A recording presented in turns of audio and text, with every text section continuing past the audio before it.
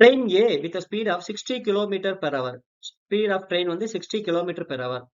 Time crosses a man in 15 seconds. 15 secondsல cross பண்ணுது. அதோட speed 60 km per hour. அதோட length எவ்வளோ தெரியாது.